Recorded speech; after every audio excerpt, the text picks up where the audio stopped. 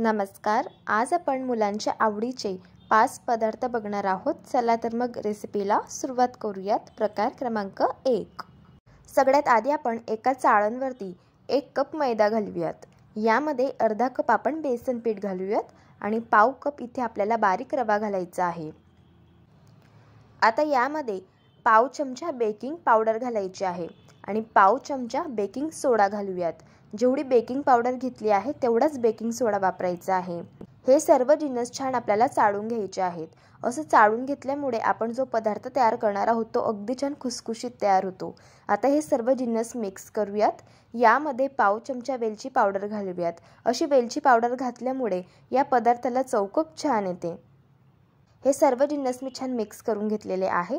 आता एका बाउलमध्ये अर्धी वाटी आपल्याला साजूक तूप घालायचं आहे. इथे तुम्ही बटर किंवा डालडा तूप सुद्धा वापरू शकतात. आता हे तूप छान आपल्याला 3 ते 4 मिनिटं छान फेटून घ्यायचं आहे. हे तूप छान फेटल्यामुळे अशा पद्धतीने पांढऱ्या कलरचं तयार होतं. तुम्ही बघू शकता, अगदी परफेक्ट. आता यामध्ये आपण 1 कप साखर घालूयात. तर साखर घालताना थोडी थोडी घालायची आहे. आता ही साखर मी 3 बॅचेसमध्ये घालणार आहे. अशी थोडी थोडी साखर घातली की याला छान फेटून घ्यायचं आहे. हे पहा, अशा पद्धतीने. आता इथे मी सर्व साखर यामध्ये ॲड केलेली आहे. आता आपण हे मिश्रण 5 ते 6 मिनिटांसाठी अगदी छान फेटून घेऊयात. इथे मी 5 ते 6 मिनिटांसाठी मिश्रण छान फेटून घेतलेलं आहे. जशी व्हिप क्रीम आपली तयार होते तशा पद्धतीचं हे मिश्रण अगदी हलकं फुलकं तयार होतं. तुम्ही बघू शकता. आता हे मिश्रण अगदी परफेक्ट तयार झालं आहे की नाही ते चेक करण्यासाठी इथे पाणी घ्यायचं आहे. पाण्यामध्ये थोडंसं मिश्रण ॲड करायचं. हे मिश्रण अशा पद्धतीने पाण्यावरती तरंगायला लागलं तर समजायचं की मिश्रण अगदी परफेक्ट असं फेटून झालेलं आहे. जर हे मिश्रण तळाला जाऊन बसलं पाण्याच्या तर समजायचं की आपल्याला अजून 2 ते 3 मिनिटं हे मिश्रण फेटून घ्यायचं आहे. आता या फेटून घेतलेल्या मिश्रणामध्ये आपण जे मिश्रण चाळून घेतलेलं होतं मैदा, बेसन आणि रवा घालून, तर ते थोडं थोडं घालायचं आहे आणि अशा पद्धतीने मिक्स करून घ्यायचं आहे. हे मिश्रण मी 3 बॅचेसमध्ये ॲड करत आहे. तुम्ही बघू शकतात, अशा पद्धतीने याला छान हलक्या हाताने आपल्याला मिक्स करून घ्यायचं आहे. इथे मी हे चाळून घेतलेलं मिश्रण पूर्ण आता यामध्ये ॲड केलेलं आहे. आता आपण याला छान मिक्स करून घेऊयात. हे बघा, अशा पद्धतीने. आता आपण हे जे मिश्रण आहे ते हाताने अशा पद्धतीने छान व्यवस्थित मळून घेऊयात. यामध्ये तूप घातलेलं आहे त्यामुळे याला अगदी छान बाइंडिंग येते आणि अशा पद्धतीने याचा गोळा तयार करून घ्यायचा आहे. जर तुम्हाला हे मिश्रण खूप घट्टसर वाटत असेल तर पुन्हा तुम्ही थोडंसं तूप फेटून घेऊ शकता आणि ते यामध्ये ॲड करून घेऊ शकता. आता इथे आपला हा गोळा तयार झालेला आहे. 5 मिनिटांसाठी याला झाकून ठेवूयात.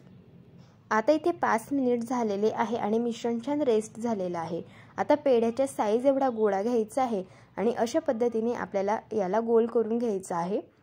लाडूसारखा याला सुरुवातीला शेप देऊन घ्यायचा आहे आणि यावरती काजूचे, बदामाचे किंवा पिस्त्याचे काप तुम्ही लावू शकता. इथे मी बदामाचे काप लावत आहे. तर हा तयार करून घेतलेला गोळा थोडासा हाताने प्रेस करून घ्यायचा आहे. अशा पद्धतीने इथे आज आपण नानकटाई तयार करणार आहोत. तर त्यासाठी मी प्लेटला तूप लावून घेतलेलं आहे आणि यावरती अशा पद्धतीने सर्व नानकटाई आपल्याला तयार करून घ्यायची आहे. नानकटाई बेक करण्यासाठी इथे मी एक कढई घेतलेली आहे. कढईमध्ये रिंग ठेवलेली आहे आणि तळाला मीठ घातलेलं आहे. आता आपण ही प्लेट यावरती घालूयात आणि गॅसच्या अगदी मंद आचेवरती आपण 20 मिनिटांसाठी ही नानकटाई बेक करून घेणार आहोत. जवळजवळ इथे 20 मिनिट झालेले आहेत आणि नानकटाई मस्त तयार झालेली आहे. हलका गुलाबी रंग आलेला आहे नानकटाईवरती आणि असे बारीक क्रॅक्स गेलेले आहे. याचा अर्थ नानकटाई छान बेक झालेली आहे. नानकटाई बेक करताना एक गोष्ट लक्षात ठेवायची, ही नानकटाई कधी कधी 12 मिनिटांमध्ये सुद्धा तयार होते. त्यामुळे 12 मिनिटांनंतर लगेच तुम्ही ही नानकटाई चेक करून घेऊ शकतात बेक झाली आहे की नाही. कारण ही प्रोसेस गॅसच्या फ्लेमवरती डिपेंड करते. प्रत्येकाच्या घरातील गॅसची फ्लेम ही वेगळी वेगळी असू शकते. त्यामुळे टाईम हा वेगळा वेगळा लागू शकतो. इथे मला 20 मिनिटे एवढा कालावधी लागलेला आहे नानकटाई बेक करण्यासाठी. तुम्ही बघू शकतात, अगदी छान खुसखुशीत नानकटाई तयार झालेली आहे आणि ही नानकटाई लहान मुलांना खूप आवडते. नक्की एकदा ट्राय करून बघा. प्रकार क्रमांक 2. सगळ्यात आधी आपण कढईमध्ये 3 कप खोबऱ्याचा कीस घालूयात. आता हा खोबऱ्याचा कीस आपण 1 ते 2 मिनिटं छान हलक्या गुलाबी रंगावरती गॅसच्या लो फ्लेमवरती भाजून घेऊयात. इथे मी हा खोबऱ्याचा कीस भाजून घेतलेला आहे. तुम्ही बघू शकतात. याला एका ताटामध्ये थंड होण्यासाठी काढून घेऊयात. आता कढईमध्ये 2 कप आपण दूध घालूयात. यामध्ये आपण 2.5 कप मिल्क पावडर घालणार आहोत। मिल्क पावडर अशी थोडी थोडी घालायची, म्हणजे मिल्क पावडरच्या गाठी होत नाही आणि अगदी छान स्मूथ हे दूध तयार होतं। आता आपण हे सर्व जिन्नस छान मिक्स करून घेऊयात आणि दुधाला एक छान उकड काढून घेऊयात। दुधाला छान उकड आली की यामध्ये 1 कप आपण साखर घालूयात आणि साखर छान विरघळून घ्यायची आहे दुधामध्ये। साखर छान विरघळल्यानंतर 3 ते 4 थेंब आपल्याला इथे येलो फूड कलरचे घालायचे आहेत। आता आपण भाजून घेतलेला खोबऱ्याचा किस थोडा थोडा यामध्ये ॲड करूयात, म्हणजे खोबऱ्याच्या किसच्या गुठळ्या होणार नाही आणि अगदी परफेक्ट हे मिश्रण तयार होईल। इथे मी हा खोबऱ्याचा किस पूर्ण दुधामध्ये ॲड करून घेतलेला आहे। आता आपण यामध्ये 2 चमचे साजूक तूप घालूयात आणि आता आपल्याला हे मिश्रण जोपर्यंत कढईपासून वेगळं होत नाही तोपर्यंत आपल्याला छान शिजवून घ्यायचं आहे। इथे मी हे मिश्रण कढईपासून वेगळं होईपर्यंत 12 मिनिटांसाठी छान शिजवून घेतलेलं आहे। मिश्रण छान कढईपासून वेगळं झालेलं आहे, अगदी परफेक्ट। आता हे थोडंसं मिश्रण हातामध्ये घ्यायचं आणि अशा पद्धतीने याची गोळी तयार होते का ती चेक करायची। गोळी अशी तयार झाली तर समजायचं मिश्रण रेडी झालं आहे। सगळ्यात शेवटी या मिश्रणामध्ये मी 3 थेंब गुलाब इसेन्सचे घातले आहे आणि छान मिश्रण मिक्स करून घेतलं आहे। इथे मी टीनला तूप लावून घेतलेलं आहे। यामध्ये आपण आता हे मिश्रण घालूयात आणि याला छान सेट करून घेऊयात। हा टीन आपण 8 तासांसाठी फ्रीजमध्ये सेट करायला ठेवलेला होता। मिश्रण छान सेट झालं आहे। आता एका सुरीने यावरती छान अशा पद्धतीने कट्स करून घ्यायचे आहे आणि थोडेसे पिस्त्याचे काप यावरती घालायचे आहे आणि थोडंसं स्पॅच्युलाने यावरती प्रेस करून घ्यायचं आहे, म्हणजे हे पिस्त्याचे काप अगदी छान या बर्फीवरती सेट होतील। तर इथे आपली नारळाची बर्फी तयार झालेली आहे। ही बर्फी अगदी छान सॉफ्ट आणि स्पंजी तयार होते आणि तोंडात टाकताच विरघळते। लहान मुलांना तर ही बर्फी खूप आवडते, नक्की एकदा ट्राय करून बघा। प्रकार क्रमांक 3, इथे मी 4 वाटी बारीक रवा घेतलेला आहे। ज्या वाटीने रवा घेतला आहे त्याच वाटीने 3 वाटी मी साखर घेतलेली आहे आणि 1 वाटी साजूक तूप घेतलेला आहे। आता गॅसवरती मी कढई ठेवलेली आहे। कढईमध्ये आपण 3 चमचे साजूक तूप घालूयात। इथे आपल्याला सर्वच तूप वापरायचं आहे। आता आपण हे तूप घातल्यानंतर यामध्ये रवा घालूयात आणि रवा छान आपण 3 ते 4 मिनिटं सुरुवातीला छान तुपामध्ये भाजून घेऊयात। असा रवा 3 ते 4 मिनिटं भाजून घेतल्यानंतर जे उरलेलं तूप आहे तर ते आपल्याला अशा पद्धतीने थोडं थोडं ॲड करायचं आहे आणि रवा छान भाजून घ्यायचा आहे। इथे आपण सर्वच तूप वापरणार आहोत। हा रवा आपण गॅसच्या लो फ्लेमवरती अगदी 20 ते 25 मिनिटं छान भाजून घेणार आहोत। रवा जसा जसा भाजला जातो तसं तसं त्याचा सुगंध रिलीज व्हायला सुरुवात होतो आणि पूर्ण घरामध्ये रव्याचा जो सुगंध आहे तो दरवळायला सुरुवात होते। अशा वेळेस समजायचं रवा अगदी छान भाजून झाला आहे। इथे मी 25 मिनिटं हा रवा छान भाजून घेतलेला आहे। रवा भाजून झाला की असा हलका फुलका तयार होतो। याला थंड होण्यासाठी आता एका बाउलमध्ये आपण काढून घेऊयात। आता इथे मी कढईमध्ये साखर घातली आहे। यामध्ये 2 वाटी आपल्याला पाणी घालायचं आहे। ज्या वाटीने साखर घेतली आहे त्याच वाटीने इथे मी पाणी घेतलेलं आहे। आता आपण साखर छान विरघळून घेऊयात। इथे आज आपण रव्याचे लाडू तयार करणार आहोत, तर त्यासाठी 1 तारी पाक आपल्याला तयार करून घ्यायचा आहे। इथे साखर छान पाण्यामध्ये आता विरघळलेली आहे। गॅसची फ्लेम आता हाय करायची आहे आणि याला छान एक उकळ काढून घ्यायची आहे। आता छान या पाकाला उकळ आली आहे। आता गॅसची फ्लेम अगदी स्लो करायची आहे आणि हा पाक आता आपण 5 मिनिटं गॅसच्या लो फ्लेमवरती शिजवून घेऊयात। पाक असा मिक्स करत जायचा आहे आणि छान शिजवून घ्यायचा आहे।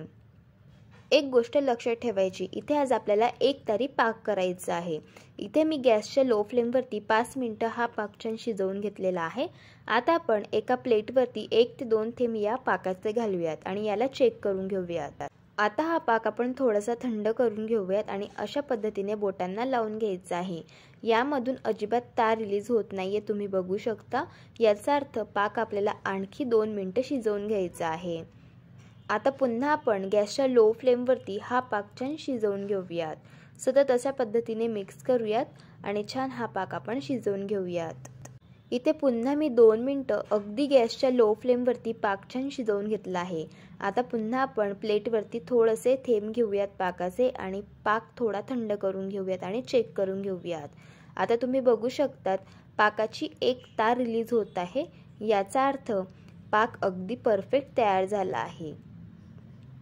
हा पाक तयार करण्यासाठी टोटल 7 मिनिटे कालावधी एवढा लागलेला आहे। आता गॅस बंद करूयात आणि यामध्ये 1 चमचा आपण वेलची पावडर घालूयात आणि याला छान मिक्स करून घ्यायचं आहे। पाक अगदी कडकडीत गरम असताना लगेच यामध्ये आपल्याला हा भाजून घेतलेला रवा घालायचा आहे। रवा असा थोडा थोडा घालायचा म्हणजे रव्याच्या गाठी होणार नाही। छान याला मिक्स करून घेऊयात। तुम्हाला हे मिश्रण थोडंसं सैल वाटत असेल, पण जेव्हा हे मिश्रण व्यवस्थित छान मुरलं जातं तेव्हा अगदी छान परफेक्ट तयार होतं। यावरती झाकण ठेवून 20 मिनिटांसाठी आपण हे मिश्रण मुरवण्यासाठी ठेवूया। पण एक गोष्ट लक्षात ठेवायची, 20 मिनिटांमधील 5-5 मिनिटांनी आपल्याला हे मिश्रण छान मिक्स करून घ्यायचं आहे। इथे मी 20 मिनिटं हे मिश्रण छान मुरवून घेतलेलं आहे।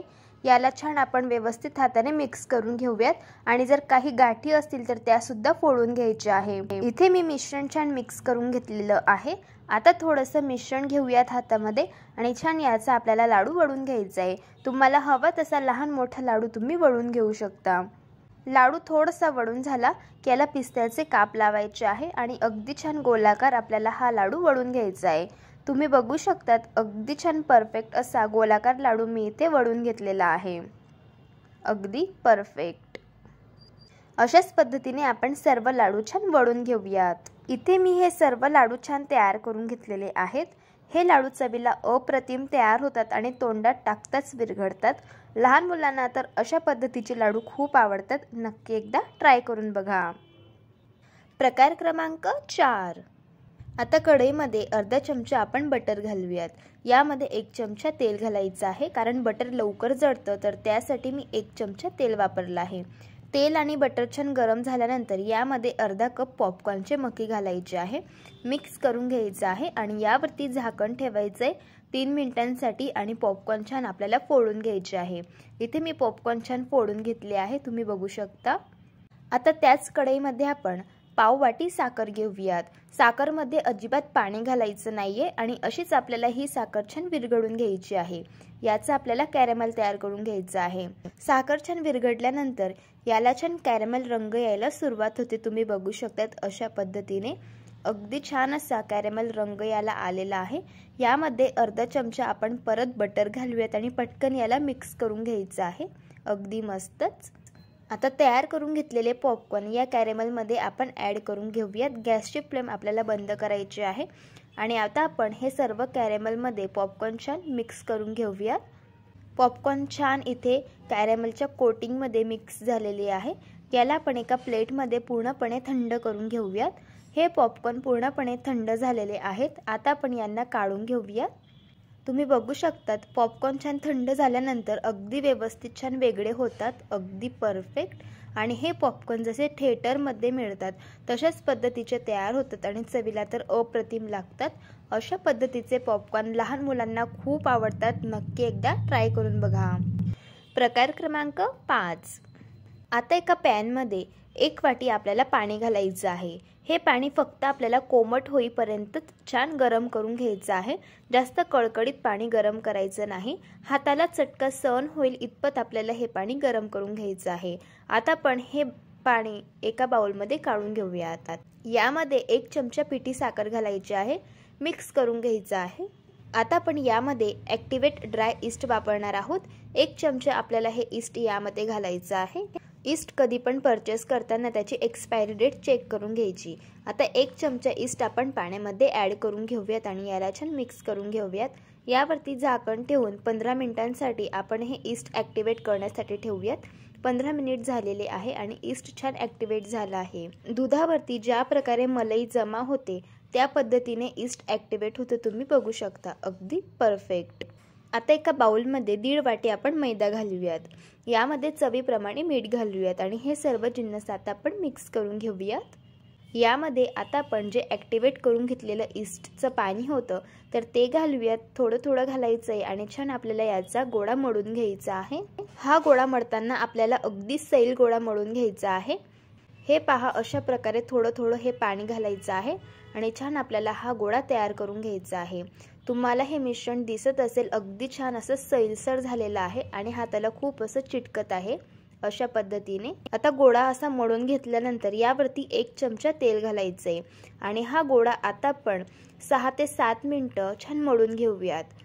असा गोळा हा मळताना थोडं थोडं तेल आपल्याला यावरती घालायचं आहे आणि गोळा छान आपल्याला मळून घ्यायचा आहे। हे पीठ तुम्हाला खूप असं सैल वाटत असेल, पण आपण जसं जसं हे पीठ अगदी व्यवस्थित छान मळून घेऊ तसा तसा हा गोळा अगदी छान परफेक्ट तयार होतो आणि हातांना अजिबात चिटकत नाही। आता तुम्ही बघू शकता आपलं हे पीठ अगदी छान परफेक्ट तयार झालेलं आहे।